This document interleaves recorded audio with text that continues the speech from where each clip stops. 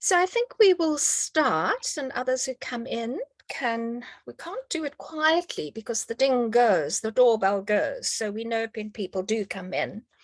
But I think it'll take another 1 or 2 minutes. And then we'll probably have who can be here because we had a lot of holiday replies saying still out of office on holiday, lucky things. But we're also lucky because we're going to have the opportunity to listen to Khaled, and there will be a time for questions afterwards.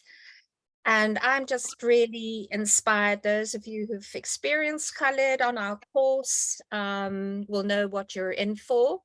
He is dynamic, passionate, deeply informed and embodied around the work that he is doing. Very passionate about, I think the story goes that he came to the Enneagram and then he came to Integral. So we've been talking and he'll share more about it. I'm not going to talk for you, Khaled. But when we met, we were introduced through Ginger Lapid Bogda, who said the two of us should meet. And we met, and that was it. It was like, hello, we know each other, and we're going to do some things together. So this is the start of doing things together. Well, we've already doing things together. And our passion is really combined besides the focus of the passion of integral and Enneagram work is this is an offering to people to help them map and navigate their world. And we see this as a very powerful way in which to help the world and to give some constructs and also to not rely too heavily on constructs, to debunk them as well, not to believe our own stories so much, but be able to use it as pathways to whatever it is that you are most interested in being and becoming. So in the interest of this evening, Khaled is going to share a part of it based on spiral dynamics as an aspect. So he'll talk more about it.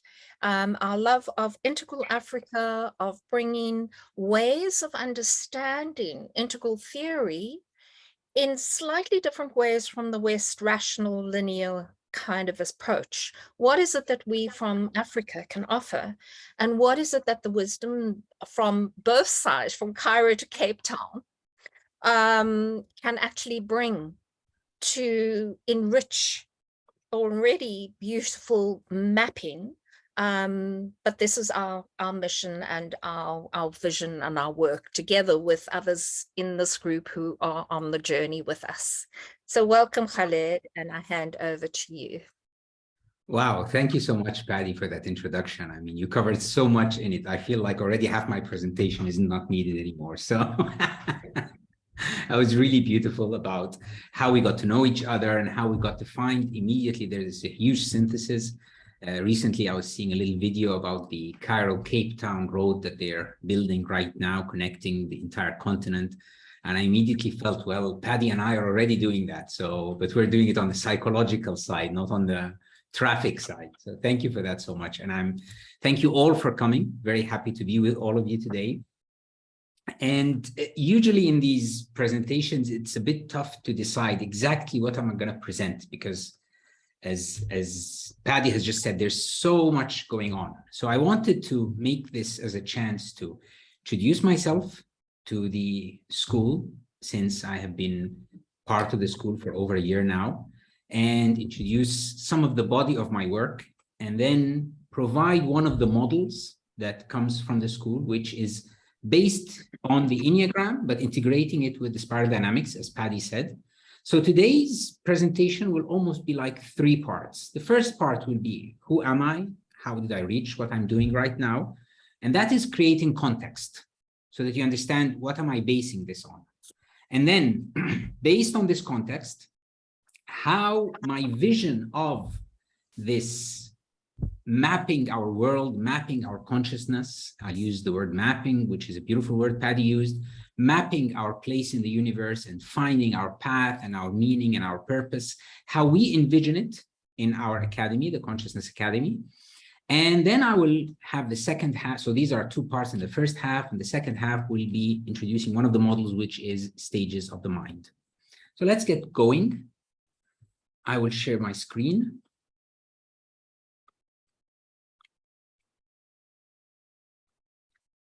One moment, just have to organize stuff here a bit.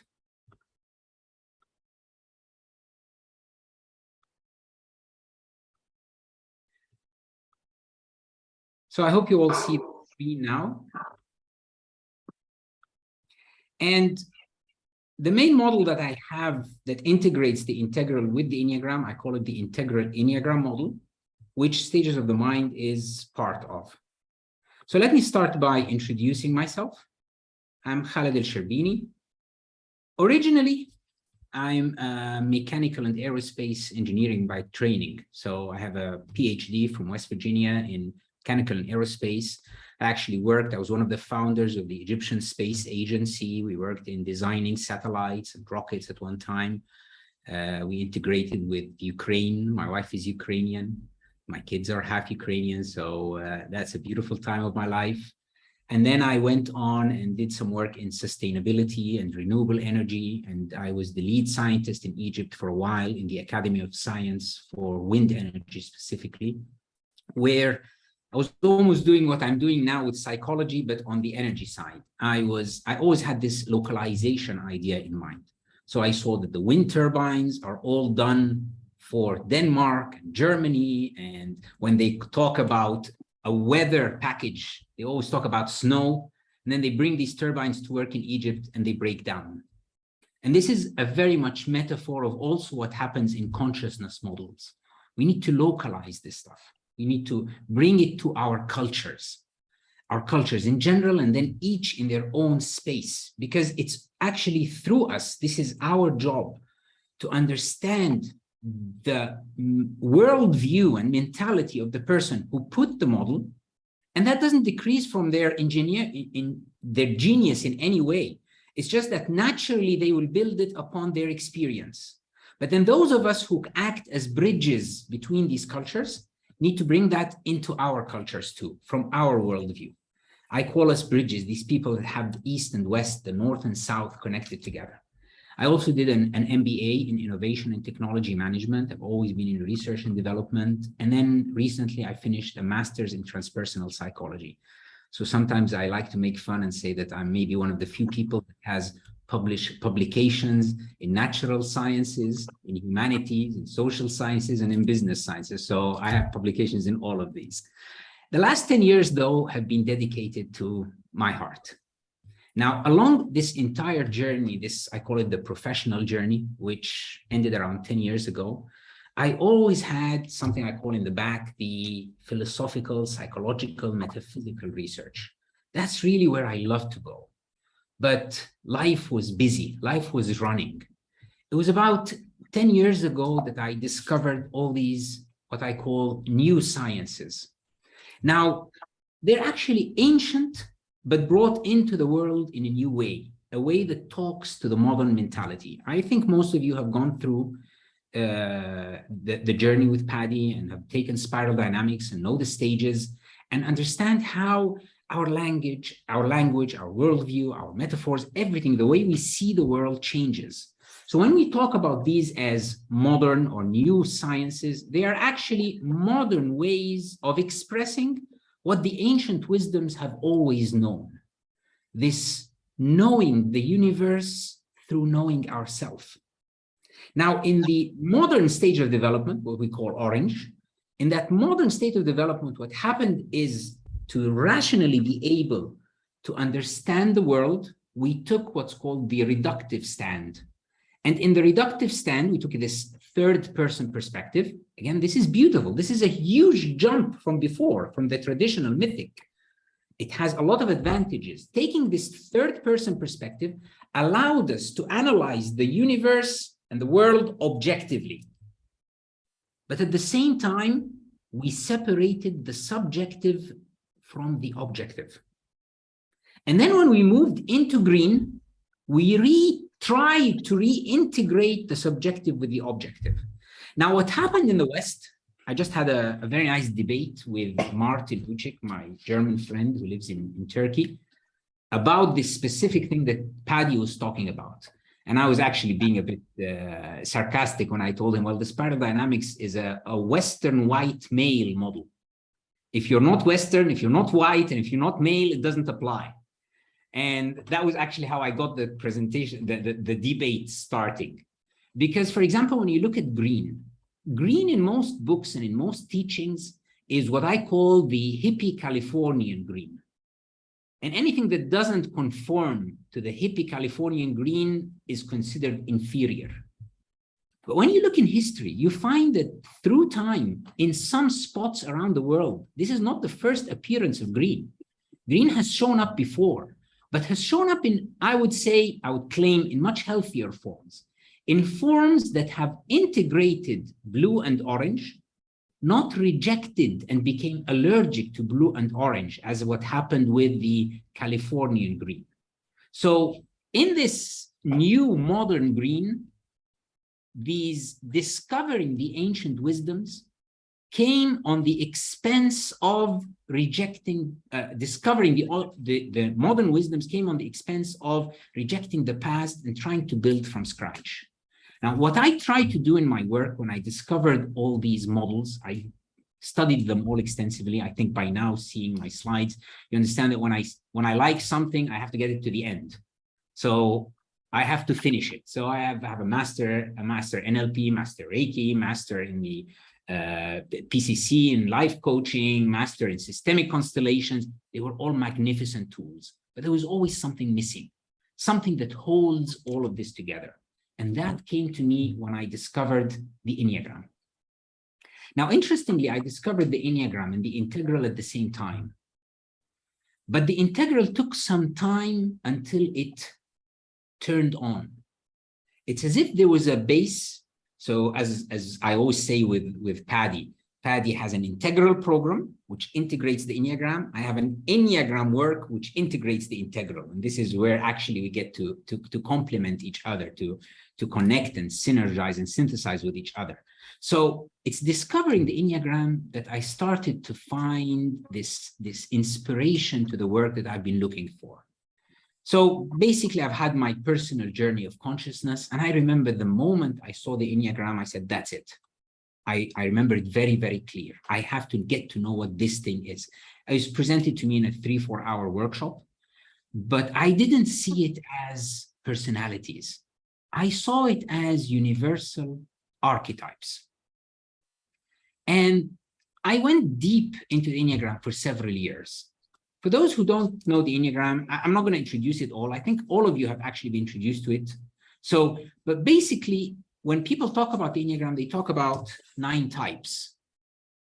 But actually, it's 9 journeys, 9 ways of going from an ego identification to finding our essence, to realizing our meaning and our purpose in life.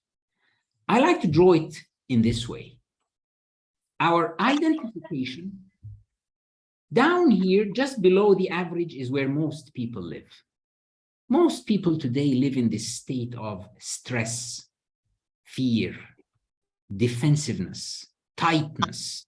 That's why we're all burnt out. There's always this pressure upon us. Because when we're down here, I like these lines. I call this a profound spiritual image. I mean, I'm being a bit exaggerating here.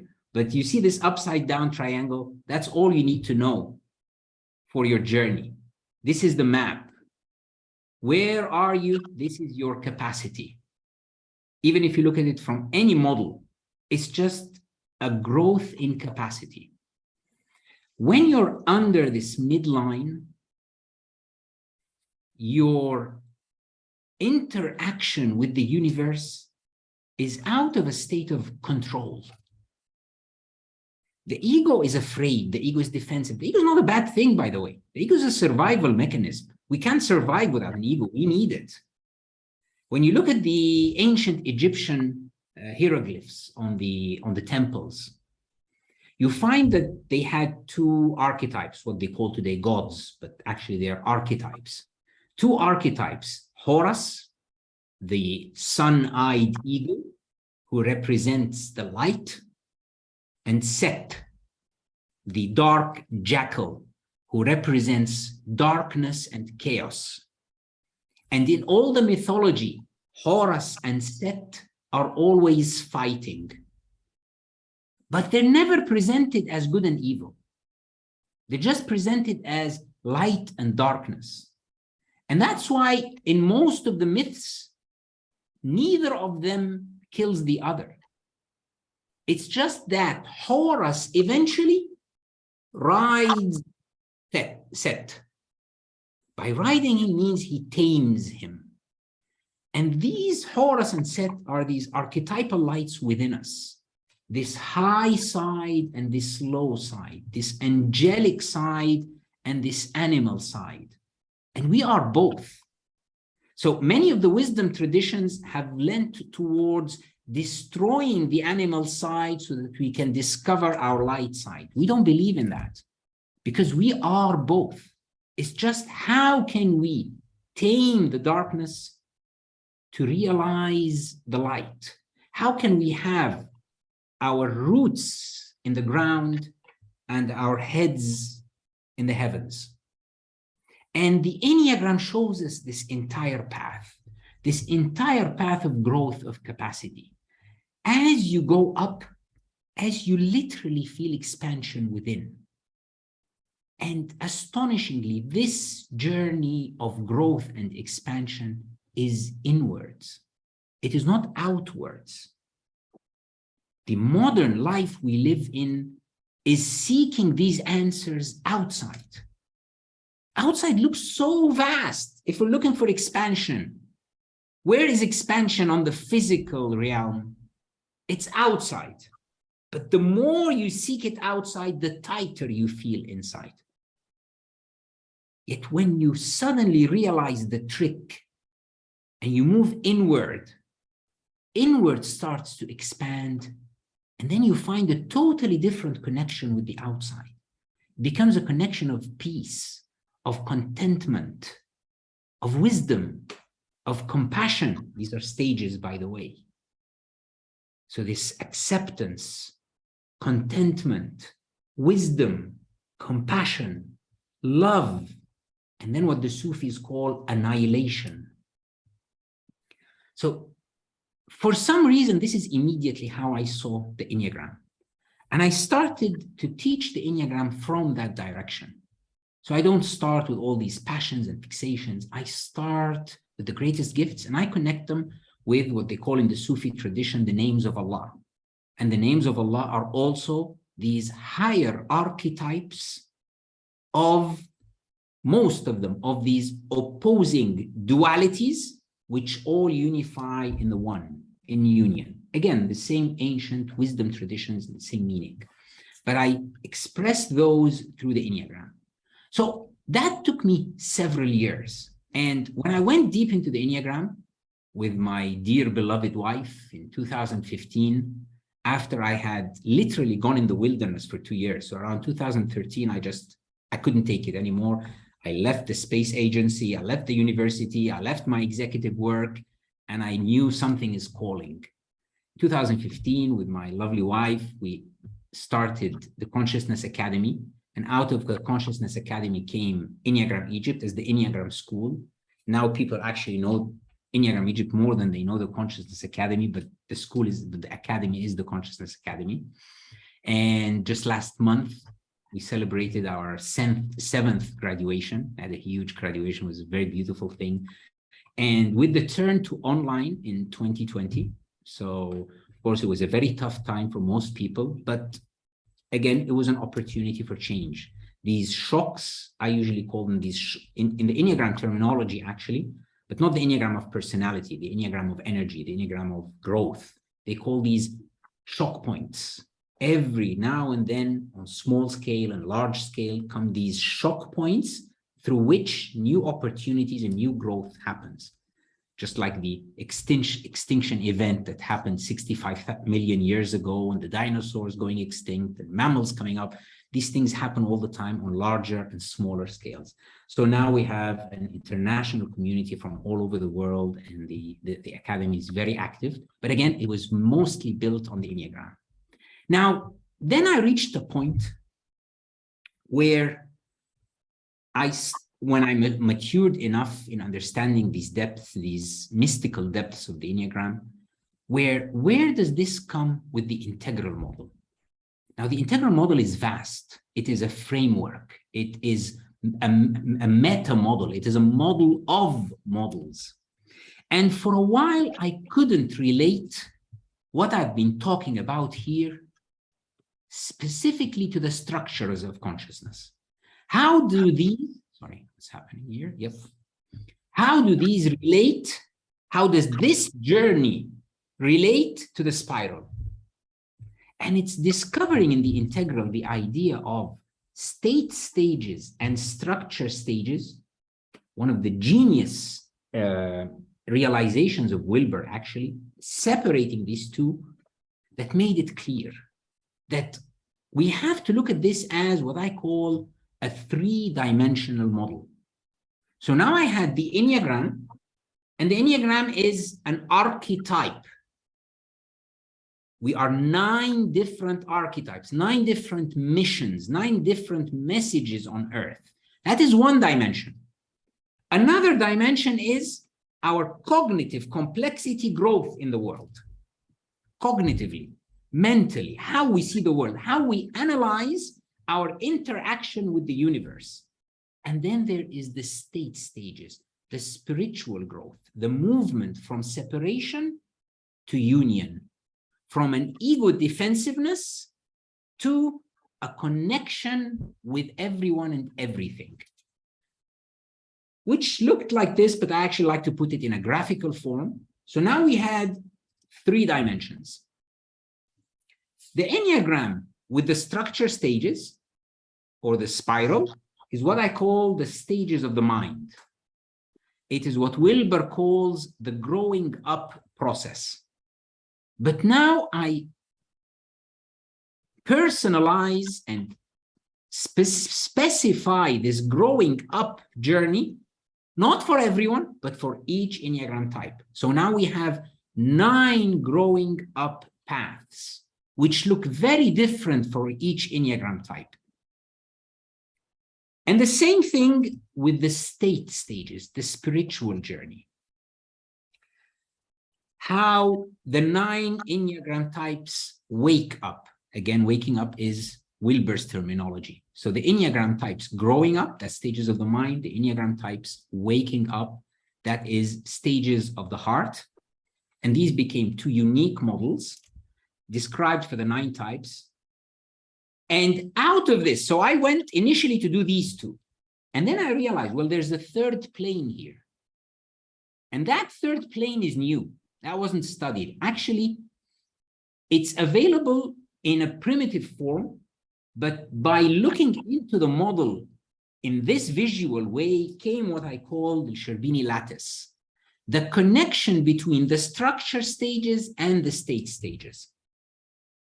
I won't go into that today, but actually these became the 3 levels of my Integral Enneagram framework. So that was what it looks like.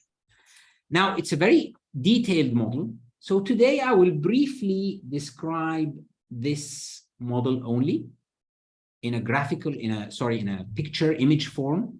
And then we can, if we have other chances, we can go into the others. So eventually the Academy programs came out to reflect this personal journey. As an academic, as a professor, everything is, it's almost, that's why I call it an academy, because it is as if you're studying in a university, which I hope one day it becomes like a college or a university or something. So we have 3 semesters. As I just discovered, we follow the South African schedule. So we start in January. We don't start in September like most others around us here. We go from level 1 to level 2 to level 3, and we have programs. So our beginner program, our core program is the Enneagram program. It's called Awaken through Enneagram. It's awakening. It's an inner work journey. It's an awakening journey. And it uses the Enneagram as its main tool. We go from, as I say, from out to inside. We start with the personality. Who am I? Then we go to the psychological aspect. Why am I like that? So in the first level, who am I? You get to know your type, your subtype, your lines, your wings, the regular stuff that you hear about, but from a transpersonal perspective. And then in the psychology, you get to look at the ego and the shadow and the inner critic and the inner child and the social aspects of all 9 types and the 3 instincts. So you get to know, why am I like this? And then in the transformation, and what am I meant to be? What's my meaning? What's my purpose? This is an extremely transformational journey. It's a 1 year, as you see. And then from there, we move to the advanced program, which integrates the integral into the Enneagram. So again, as Paddy was saying, we go from 2 different directions. That's why we meet somewhere in the middle. So I put the integral on top of the Enneagram. So we have stages of the mind, this cognitive complexity growth, stages of the heart, the spiritual growth, and then dimensions of consciousness, where I introduce the lattice, and we end this journey with an introduction to integral life practice. And as Paddy said, we got introduced through Ginger Lapid Bogda, and Ginger, I was inviting her to Egypt to build upon this with the coaching with the Enneagram. So after that, we actually have the advanced school, but I'm not going to describe it now. We have the coaching and the teaching. And usually I invite international teachers. So we have Ginger and Tom Condon in the consciousness. We have Fleming Christensen in the teaching. We have Frederick Kone in the intimacy. But it's Ginger who realized this synthesis that's happening on both schools, on both sides of the continent. And we're both very grateful for her for introducing us to each other in this way. And this is actually what got us together. As Paddy said, we immediately clicked. And right now we're actually thinking of building a program to build on both schools. So like having something advanced, like a wisdom school, I think Paddy calls it, beautiful word there, a wisdom school to include both teachings. So that's my first half, the introduction. Let's go into the model itself, stages of the mind. Now, stages of the mind is, as I said, introducing or integrating the structure stages with the Enneagram. Now, why am I using the word structure stages? Because it has many names. So one of the models that the structure stages are built on, and I would say the main model, is spiral dynamics. Actually, I say spiral dynamics integral. That's for legal reasons. So there are some problems with spiral dynamics, but there isn't with spiral dynamics integral. So I integrate spiral dynamics integral with the Wilberian work, with some other work around, with, as we said, our reflections on the limitations of the Western view and how that can adapt to our Eastern cultures. So that's why I decided I will not call it spiral, I will not call it structure stages, and I gave it the name stages of the mind. And that became the motto of the school. Everything became stages of the mind, stages of the heart, stages of love. So Frederic talks about stages of love, stages of relationships. So it became the stages, the Enneagram types growing up, as we said. The methodology that it was built on. Now, for those who have studied the Enneagram, you know that we have the types and we have the instincts. Studying the types alone and studying the instincts alone is not enough to imagine what happens when they get together, which is what we call the subtypes. Because when these 2 things come together, what happens is what we call emergent characteristics. Emergent characteristics are features that appear when you combine 2 things together that you cannot expect from each independently. So you have to take care of these emergent characteristics. Knowing the two models alone is not enough. And this is what our research has shown. Of course, the most famous example of emergent characteristics is hydrogen and oxygen. So when you look at hydrogen, the most flammable material, and when you look at oxygen, a material or a substance that aids in flammability. You need oxygen for anything to become flammable, and you have the most flammable material. And when you combine these two, what should you get? If you didn't know what happens when you get them together, you would imagine you would have a huge fire. What do you get when hydrogen and oxygen combined? Water. Water, exactly. That's an emergent characteristic. Something that shows up that cannot be predicted from its independent components. And that's the same thing that happens when you integrate the Enneagram with the integral model. You find emergent characteristics showing that it's not enough to know each model by itself. We had to create a criteria or theme for each stage that serves the purpose. So it's not enough, again, to know the stage, but what will be the inspiration for understanding each type in each stage? And I will cover that in a moment. And also, we need to cover the high side and low side of every stage. So some stages we look at usually in a fancy, good way, teal, turquoise, and then we talk about red as if it's bad down there, but we all know after we've studied that there's nothing like that. Every stage has its beauty and has its darkness. Again, Horus and Set. And it's about how can the beauty and the light tame the darkness. When I was just giving a retreat in southern Egypt, in the ancient Egyptian temples, we go to Abu Simbel, one of the greatest Egyptian temples, all the way in the south. It's on the border of Sudan. And I told them, because it's an integral retreat, before going, I told them, I want you to connect to the energy of the temple. The temple is actually two temples, one for Ramses and one for his wife, Nefertiti. And they are mighty grand temples, one of them extremely masculine. You just approach it and you feel the power and you feel the strength. And one extremely feminine. You feel the divine mother. There's no weakness. There's tenderness. There's compassion, but with power. They're both very powerful. And I tell them, this is red. This is the beautiful energy of red if you can connect to it. This energy of I am.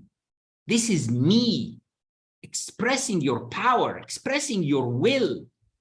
Red is not just about aggressiveness and ruthlessness and anger as it's usually portrayed in media.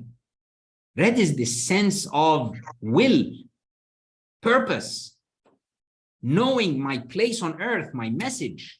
So we have to consider the high and low side of every stage in order to be able to express the stage correctly and understand the types in the stage. And then a continuous process of observation and recalibration with our students to be able to filter out the personal differences and the personal experiences. And this was the interesting part, selecting famous examples. Now, this is tricky because you need to be able, we don't really know the type of anyone. We don't really know the stage of anyone. So when we choose a famous example, when we talk about the Dalai Lama, when we talk about the Buddha, when we talk about Trump, when we talk about Mandela, when we talk about Gandhi, we don't really know their type and stage. We just can reflect on the image and the archetype presented to us. So we always remind, we're not judging anyone. We're just expressing our view from what we've seen in the media, but that doesn't hold anyone in a box. And then finally, we found it very interesting to name each type on each stage. So now you have a huge matrix of stages and types and the name at each one of these. Just like in Spiral, they used colors. Now, sometimes I use the colors of spiral dynamics. Sometimes I use Wilber's colors. It doesn't really make a difference. I didn't want to create my own color code and just confuse the world even more. So today, the presentation, I'll be using Wilber's colors, but I will be reflecting also on the spiral colors. And I use them interchangeably, although I actually prefer the spiral colors. But again, for legal issues, it's just safer to use Wilber's colors. So I said this note about the picture. So where do we get inspirations? And this is for all of you, like a little bit of, for you to reflect as you go on. Where to find archetypes or people or images to understand the stages. I like to break the stages into 3 groups. What I call stages of the past, stages of the present, and stages of the future. Stages of the past, beige, purple, and red. Stages of the present, blue, green, and orange. And stages of the future, yellow, or teal, and turquoise. So to look at stages of the past, look at the early steps of any human child growing up. The growing child, the earlier forms of living, even in your societies, the unadvantaged classes in the society, historical accounts of how people used to live in the past. You can usually find this here. Don't rely too much on Hollywood, because these are usually fantasized images, but actually rely on documentaries and real accounts of people who live still in these early modes of living. Of course, stage of the present, that's the easiest. Most of the attendees, most of the students, most of the people around us, most of the famous people on TV, most of these people are stages of the present, and the tricky one is always stages of the future. You usually understand how the world will be by looking at what I call the offspring of the privileged class in the society. The children of those who have lived in luxury for a while. Because it is these that usually have the chance to grow beyond the limitations of their parents. For example, I graduated university. My first university was the American University in Cairo. And even as an undergrad, I used to say, if you want to see Egypt in 10 years, go look inside the AUC. It's these children inside the American University that let you know this is what's going to be outside. Now, that was in my times. Today, the difference is only 1 or 2 years. It's like it's very rapid. The change, the world has changed a lot. But usually the children, the offspring of the privileged people in the society, show you where the society is going, how it's going to be. This is where you can actually understand teal and turquoise. Don't look at our generation. Look at our kids. They will show you where we're going to, how these stages are going to come out and look like in your culture, in your place. Also, the controversial figures of tomorrow. Look at people like Elon Musk. And you get to know how teal and turquoise is looking at the world. So let's go into the stages.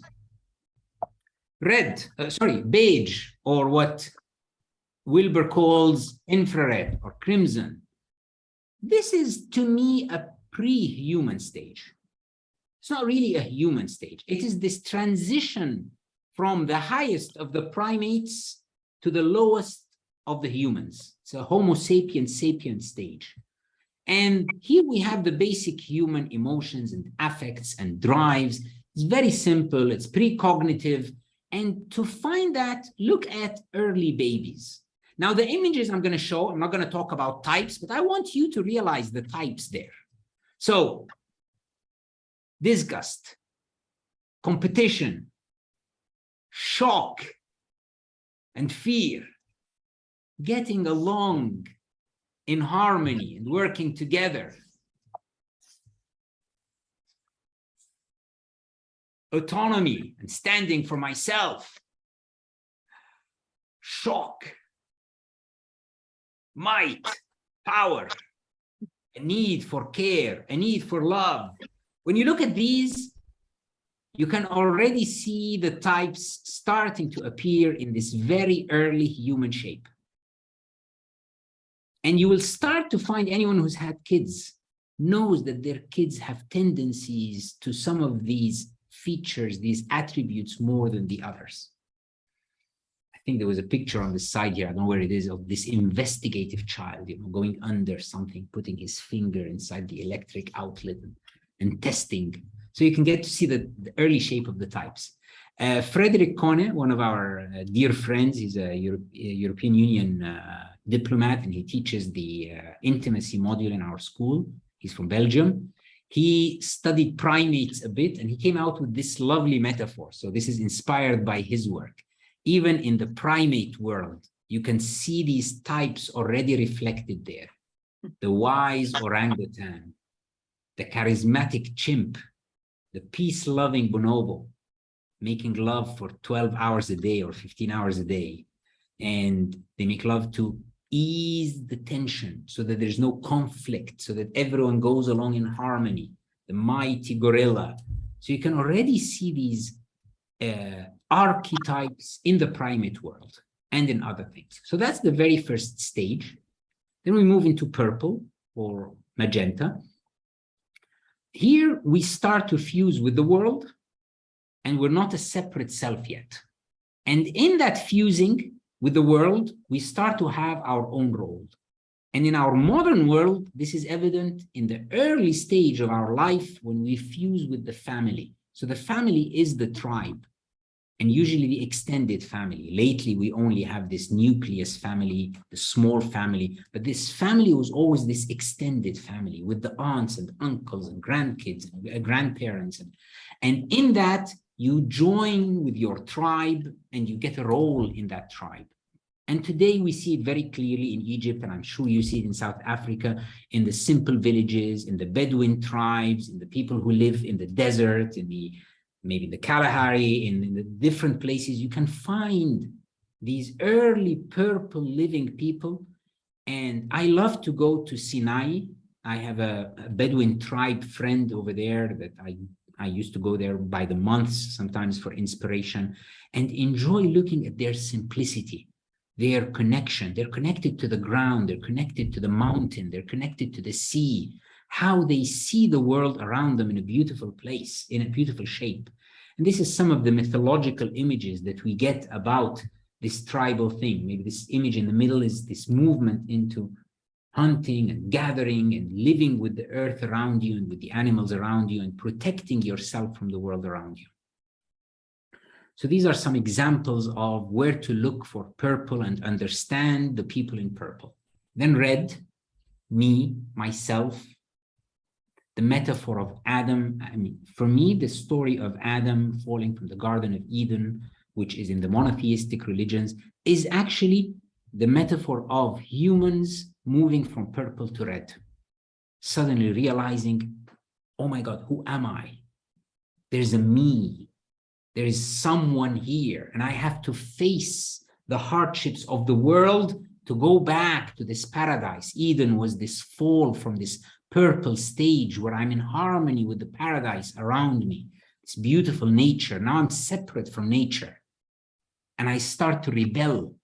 And I start to become, in the past, a mythological hero. Today, red is seen as a criminal. The same hero of yesterday is the criminal of today.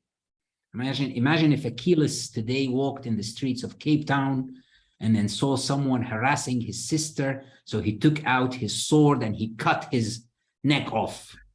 That's a criminal. That same guy was a hero in the past. Again, it's just the change of time. The stage is going on. And again, look at the different types reflecting in red and reflecting in media and expressing this me out of stubbornness, out of anger, out of rebelliousness, out of image, out of power. How are you expressing out of fear? How are you expressing this redness of yourself? So let's take one type as an example. And I will use type 4 here for my example. So let's go through type 4 with the stages of the past. In the very early stages, in the beige stage, The 4 feels like an alien. Misunderstood, not from here.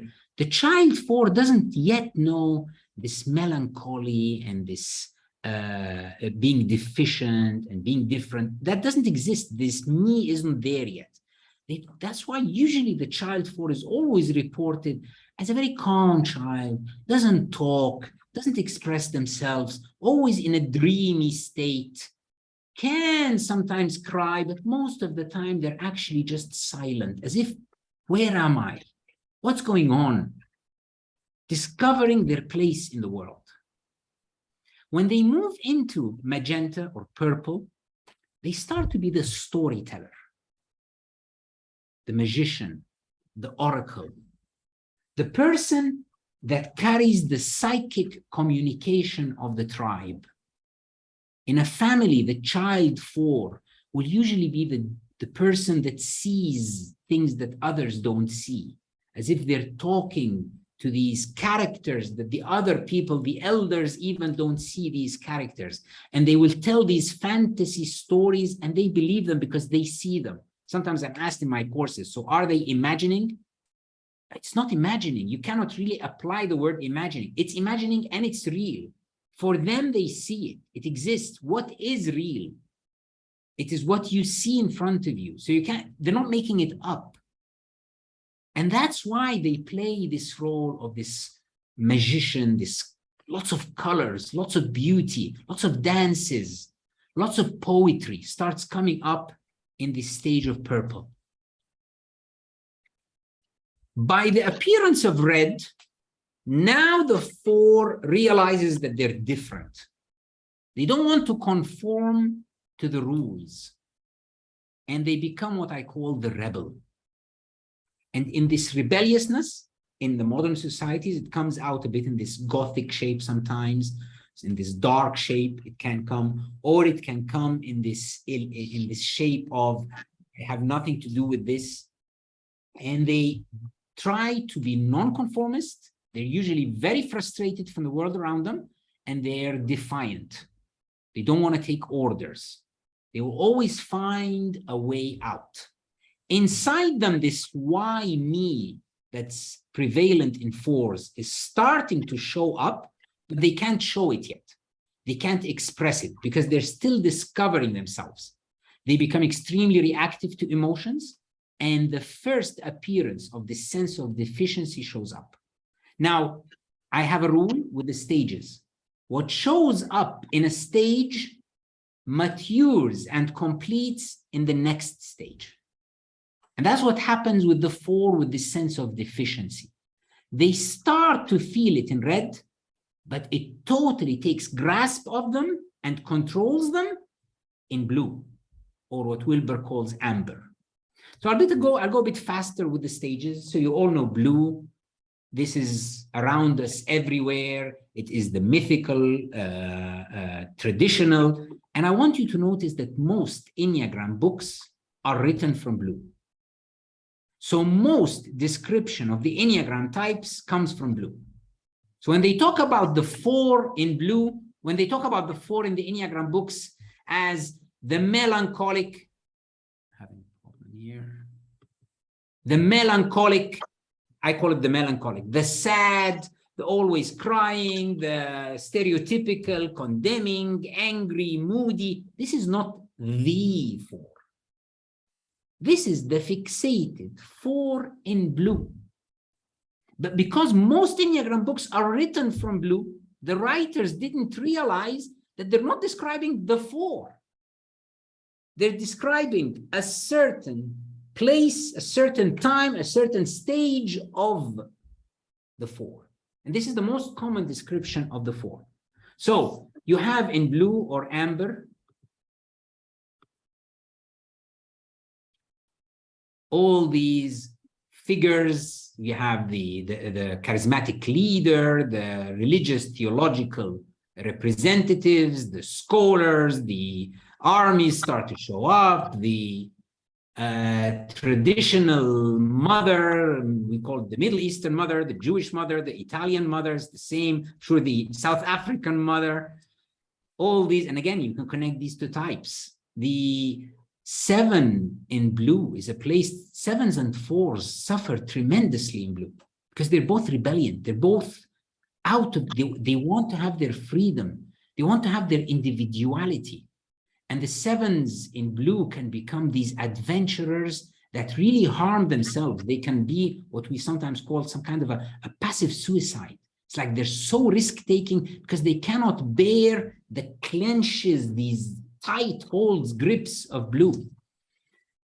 The crusades and the fighters for their images and the royalties and all these are images of blue. Moving into the modern world, now we free ourselves and move into this rational, logical, hedonistic, pleasure-seeking, and expressing ourselves, finding happiness now and in the future stage. We find that in the businessmen, in the industrial revolution, in the market, in all these modern parties. I love this little caricature here, where the master is telling the student, nothing happens next. This is it. Because of course the orange is always like, okay, what's next? So what am I going to get from this? So when is this going to be over? So what's going to be? Nothing. Just sit down. Just shut up. So this is this very orange idea that moves on, and all these adventurers and the business seekers and image seekers. That's this stereotypical orange. Then we move into green, and we start having the humanistic movements and the nature connection and all these new age ideas and modern. This is here a picture of yoga in front of the pyramids and the surfing societies and the new schools, as I said, the kids of the affluent societies. And this was the vice president of Egypt during the revolution 10 years ago. He's a type 5, very green. He's a Nobel prize winner for peace, and no one understood him. He was always characterized as this weird guy that said stuff that no one understands. And he got so frustrated as a typical 5, he got fed up being vice president. He just one day woke up and went to Austria and no one saw him again. He didn't even resign, just disappeared. You know, the 5 when they just withdraw. I've had enough of you all, to hell with you all. He just disappeared. Typical 5 green action. And yeah, this is him again. And all these Bernie Sanders and all these new movements. And the Archbishop in his early times, also this very green movement in his work with the Dalai Lama, lots of beautiful green in there. So you can see this green coming out and expressing itself. So how does that show up with the 4? We said with the blue, we have the melancholic, the feeling ununderstood, no one understands me, no one sees me, I need to be, and they put their suffering in their writing. They always explain how that their reward will be tomorrow, but today they live in pain and they deserve much better than what they have. This envy, this why me, this feeling that they're sacrificing themselves, they were worth much more than this. But when they move into orange, all that changes. They find themselves. They can now break the previous chains and come out, and I call them the elite. They're usually this hedonistic artist that comes out with this glaring beauty in their own way, mysterious, fashion, Vogue, Prada, all that stuff, where they can really show, where they can really show their edge. And they either stand out with their image, they stand out with their image, and they let the people around them also stand out in their image. So they help everyone around them become elite. They have this touch of beauty. I say in orange, 3 has a golden finger. They touch anything and turn it into gold. And 4s, type 4, has a beauty finger. They touch anything and turn it into beauty. And then when they move into green, this is a beautiful place for the 4s, where they actually mature. Their heart finally matures. I call them the Queen of Hearts. I find Lana Del Rey, again, I don't know her type, but the image she gives in her songs, Dylan, And all this art, when it comes with nature and comes with beautiful sadness, beautiful melancholy, beautiful depth, now their hearts are connected to themselves and to nature. They don't need to rebel anymore. They don't need to be sad. They don't need to cry. They actually find beauty. They touch their heart and they touch the hearts of the people around them. Most mystic poetry, Sufi mysticism, Christian mysticism, Jewish Kabbalic mysticism, most of their poetry comes from this place. Rumi, if you've read Rumi, I believe Rumi comes from this space, the Queen of Hearts. He's called the King of Hearts. That's the reason. Touching the heart with depth, without pain, with maturity. And of course, when we go into yellow or teal and turquoise, now we are accessing all centers. So of course, the 4 will now start to harmonize. So in yellow, we start accessing the 3 centers while still being biased to our core center.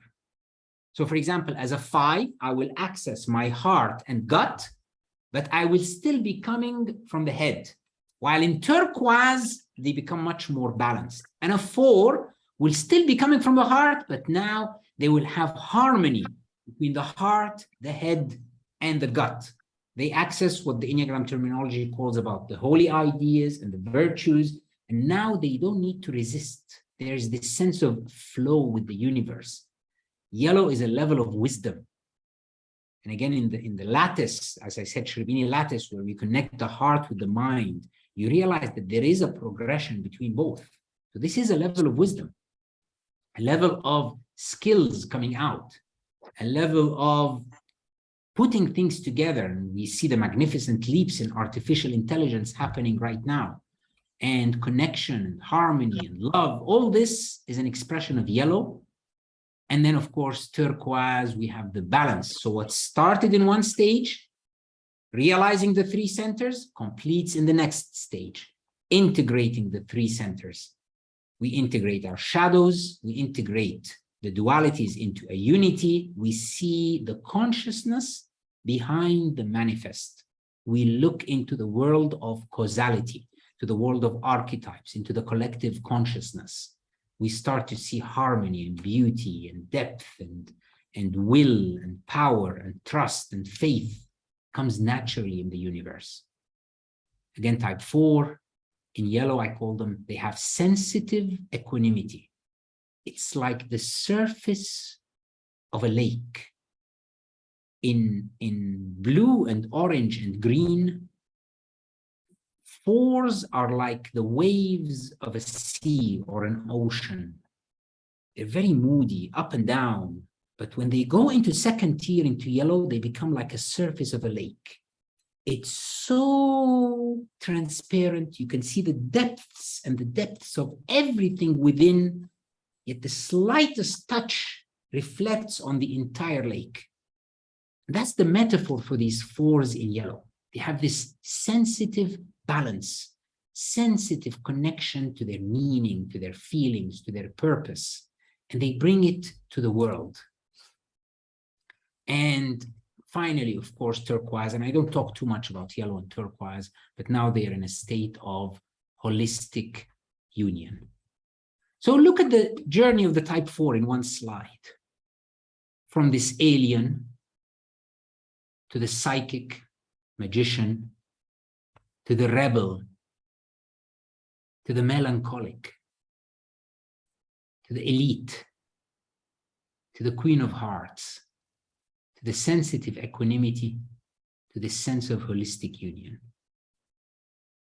This is like a movement on the type 4 growing up as a very small sample of this work of the stages of the mind.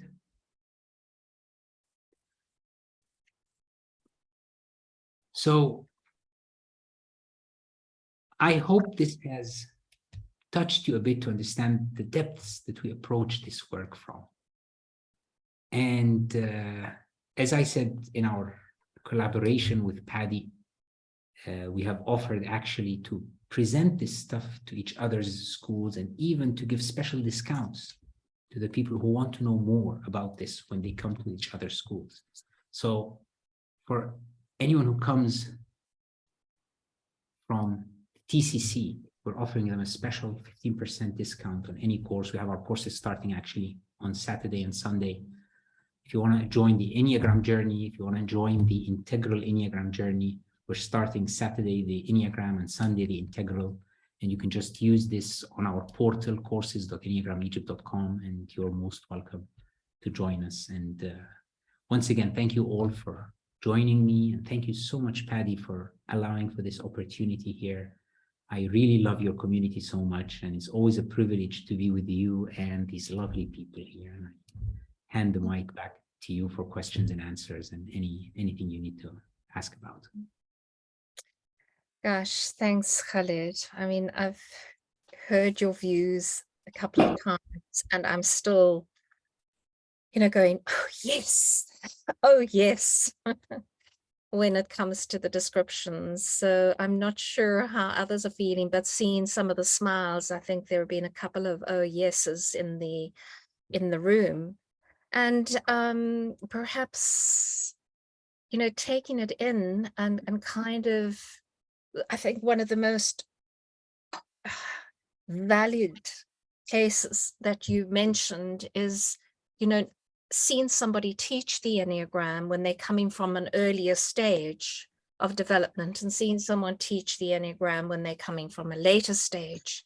There's a completely different capacity to engage in a fuller range, and the difference is vast.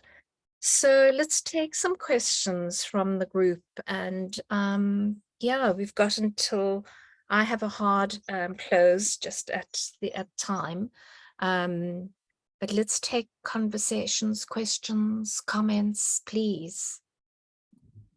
Even if you want to share something, if you want to, even if you would like to share some experience, we'd love to hear you. Yeah, absolutely. Do you want to put the full screen on? Ah, yes. Yes.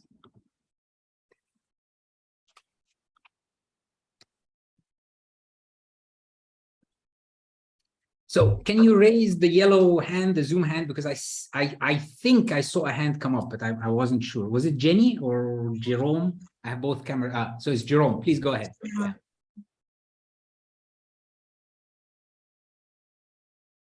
Oh yeah. Sorry, we have load shedding here, so I'm in the dark. 4 hours of stage 6, thanks to a different kind of stage 6, isn't it? Not a turquoise or yellow stage 6. Back in the red. Primitive. Absolutely. I just want to express my gratitude, firstly to Paddy for dropping the invitation in the WhatsApp individually, and I thought, okay, I missed the last one. Definitely not missing this one. So my timing and reminders were on point. Thanks to a wise lady in the room, Pam O'Brien. So I'm particularly grateful for you, Khalid, using type 4, because I'm a type 4, and so this was quite a treat to be taken through this, and I'm seeing my life in all these stages. I'm like, oh wow, oh wow, oh wow, yes, and looking at the amount of work that needs to be done, and in awe actually of the levels that you went through in your own personal experience. And I love how you use it as not just the 9 types, but the 9 journeys, the 9 stages of our lives. So this was quite a treat, and I would love to delve even deeper into this. So thank you, Paddy. Thank you, Khalid. Great.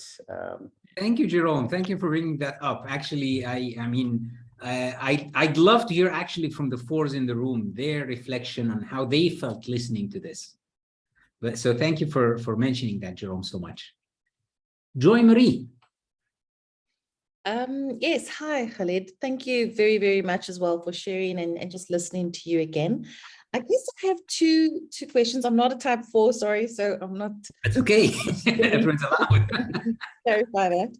So the first thing I wanted to just ask was, again, I've just to go through that state stages. So you talk about the Al-Shabini lattice, and I picked it up, but I just wanted to get a bit of, if you could just give me another 3 sentences on that in particular, please.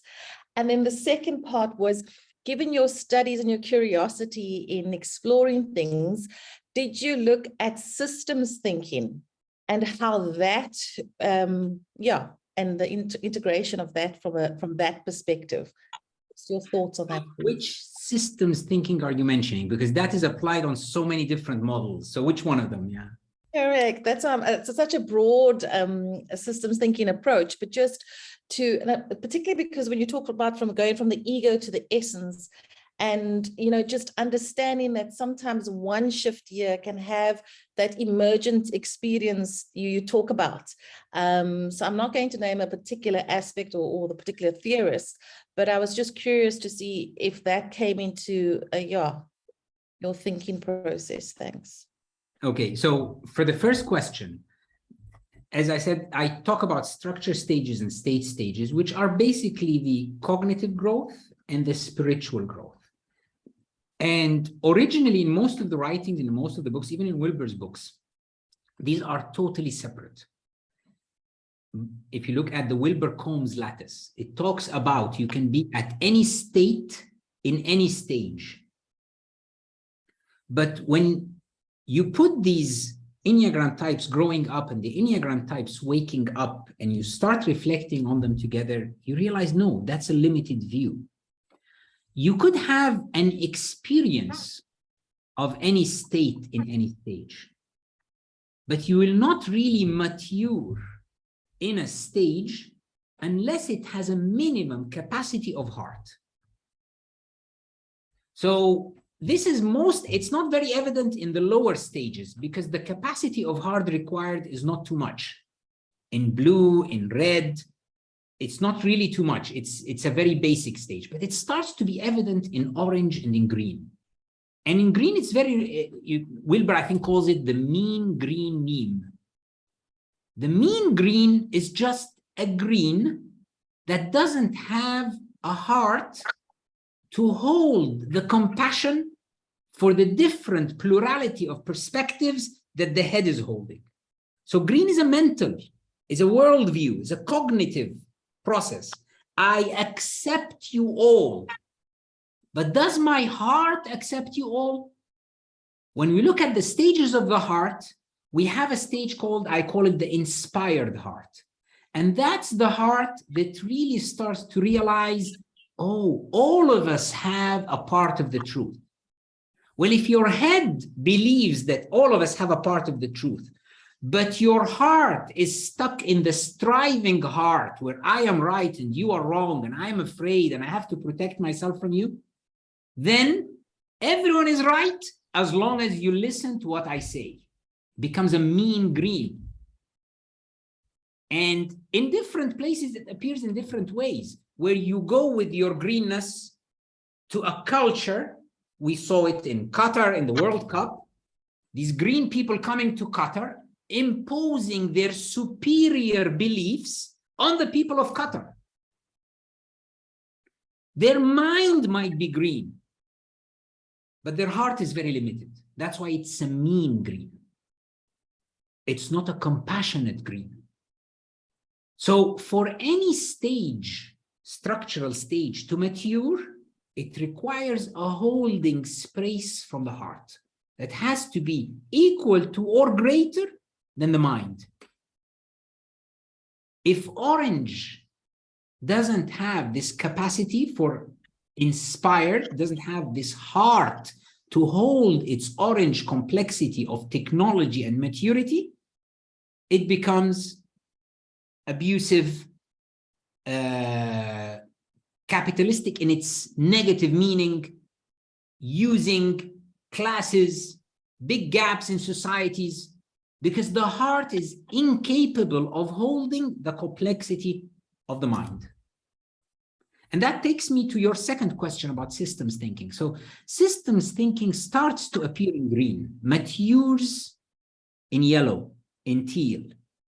Before that, even in orange, we don't really have enough capacity, cognitive capacity, to hold complex system thinking. We have very primitive system thinking in orange, which comes into organizations and multinationals and this continuous strive. I call it a striving heart in the orange. So this striving heart that always wants something that it can never reach. So it's not really enough capacity to hold this complex. That's why the internet, for example, starts appearing in green. And we start to understand the VUCA world in yellow. All this starts to appear in green and yellow. It cannot really be seen in orange. And then you can reflect what we say about the stages of heart and stages of mind on systems thinking. But here I would advise bringing in the lower right quadrant. So you need more components of the integral model to really integrate systems thinking. Thank you, Joy. Chris. Hi, Khaled, thanks for that. That was amazing. And thanks to Paddy for organizing. It's so kind of layered and nuanced. And yeah, just when I thought I was starting to understand the Enneagram, you've introduced a whole lot of other pieces, which are fascinating. And I'm going to have to do some more work with you. So, but I do have two questions. One is, and they're more sort of generalized, not around the theory, but it feels like the world is in trouble. And I'm interested to get your view, and it's probably a very long conversation, but so maybe just a synopsis, but where are we going? Because I'm worried about all the polarity and all the hatred in the world at the moment, and I'm just interested in the stages and possibly where we're going. And Elon Musk, you mentioned, I have a fascination with Elon. I'm just interested in your very brief analysis of Elon as a disruptor and how he fits into the pattern. Where are we going? Okay, I mean, if I look at it from a holistic view, I mentioned earlier today these shock points, minor shock points and major shock points. And if you look in history, when they talk about, they usually don't talk about it from the consciousness as we talk they usually from a theological or a spiritual perspective. There's something called the axial age. The axial age is this 400-500 year period around 500 BC. It's this period that there was like a huge shift in human consciousness, in human cognitive complexity. This is the period where you had the Greek philosophers, where you had the monotheistic religions and the tribes of Judaism, when you had the Buddha and Krishna and the Hindu movements and the Buddhist movement, when you had Lao Tzu and you had Confucius, when you had Zarathustra in Persia, when you had the Shinto appearing in, it's like 300-500 years where so many movements happened and coincided at the same time of the world that the world is an axis. It's like it turned upon it and it became a new world. And we are definitely going through another axial period. That is for sure happening right now. And when these axial periods happen, I know this is a bit tough, but I give it as a basic rule in stages of the mind. The rule of the universe: evolve or go extinct. And this is more profound in axial periods. Disruption will happen, chaos will happen, but then the world will be very different after that axial period. And those who manage, and it's not something you can willfully do it, there are so many chaotic factors in this, all you can do is do your best. Just do your best. Just manage the process within what Stephen Covey used to say, the circle of influence and the circle of interest. Make your circle of interest as close as possible to your circle of influence. Don't concern yourself too much with what is out of your hand.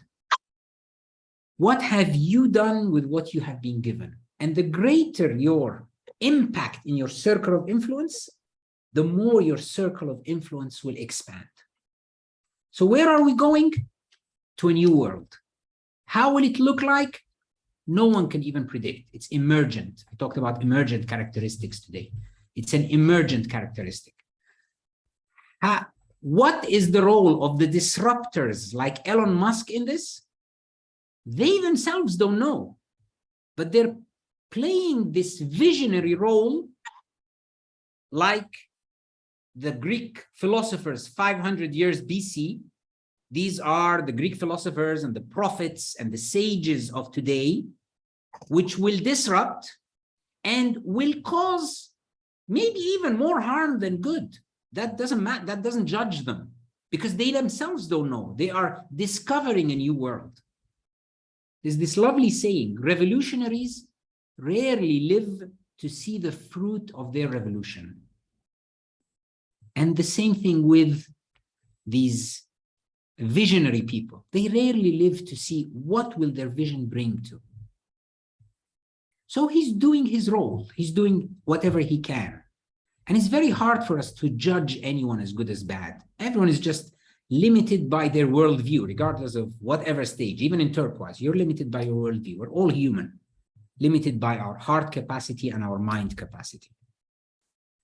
So that's my 2 cents, if I can add there. So I see Joy Marie raised her hand again, but I'll go to Dumi first, since he didn't talk before, and then I'll come back to you, Joy. And I know that Paddy has to close exactly on the hour. So I think we just have time for Dumi and Joy Marie. Yes, go ahead, Dumi. Thank you, Khaled. Thanks, Paddy. Sorry about that, Joy Marie. Wow, what a feast. What an amazing feast. I enjoyed that so much. I'm so curious, Khaled, about the not juxtaposition, not the use with, but the not even comparison of the Enneagram, the way you did it here with the integral with it.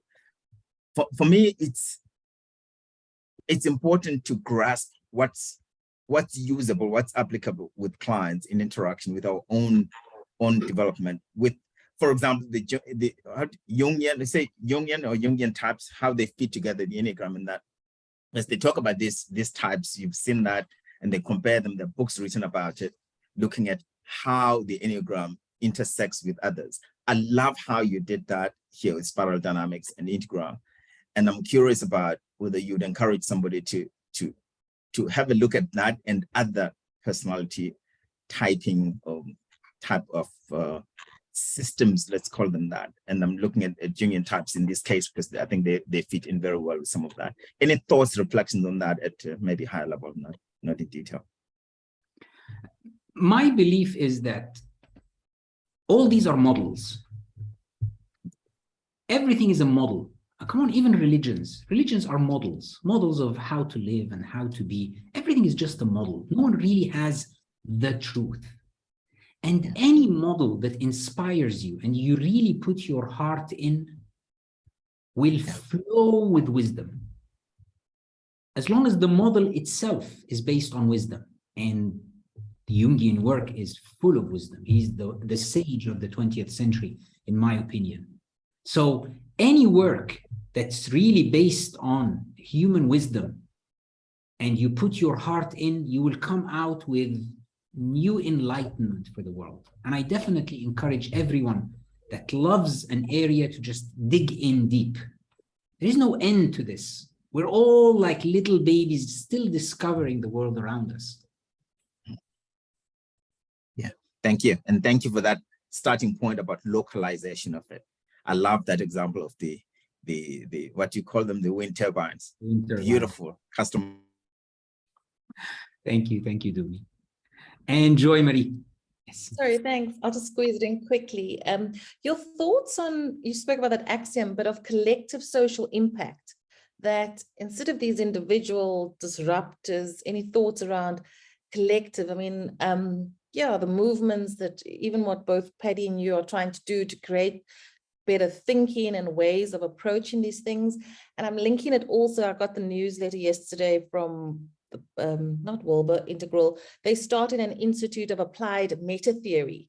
And I just wondered if those kinds of shifts of movements towards better or not better, more collective thinking around solving, or do you see yourselves, both you and Paddy, playing a role in that or contributing to that in any way?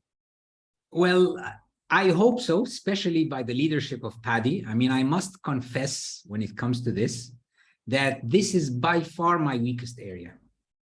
This lower left quadrant, I'm a social blind on the Enneagram. So this is the area I struggle with. I more work from the individual and the relationship aspect.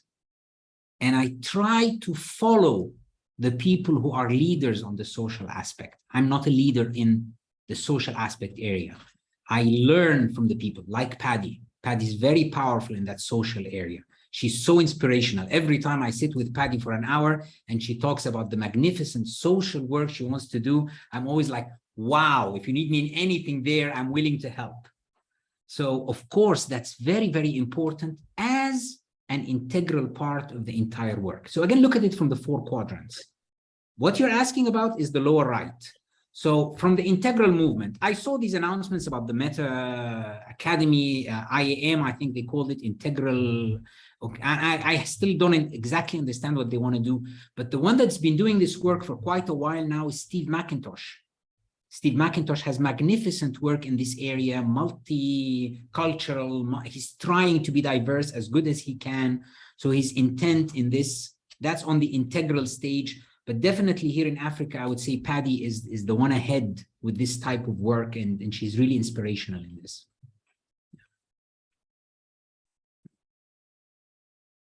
Thank you. Gosh, I'm going into a dialogue session now with Meridian Universities in Aftab. So I'm going to be, I don't think I'm going to sleep, or I'm going to sleep well, very well, and dream well tonight. Thank you everyone for being here. And Khaled, thank you. You are, you know, it takes one to recognize one. So the inspiration is what you have given us all. And I know from some of the comments in the chat room that people have really valued it. So for all of you who are interested in continuing with Khaled, please go into his website as you saw before, and the others support people to come into our courses, the IPC as well, so that they get an exposure to Khaled in a bite size. Thank you. Appreciate it enormously and appreciate the community. Thank you. Be Thank well. you. Thank you everyone who came, and thank you for the beautiful comments that I actually saw on the chat in front of me. Thank you all, and see you all soon in different moments. Thank you. Thank you all. Bye-bye. Thank you.